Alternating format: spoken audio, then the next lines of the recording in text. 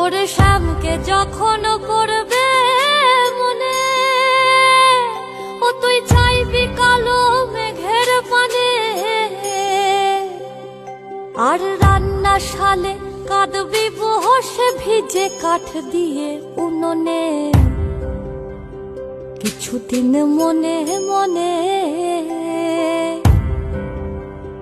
কিছুদিন মনে মনে ঘরের কোণে, কিছুদিন মনে মনে ঘরের কোণে শ্যামের পীড়িত রাখ গোপনে।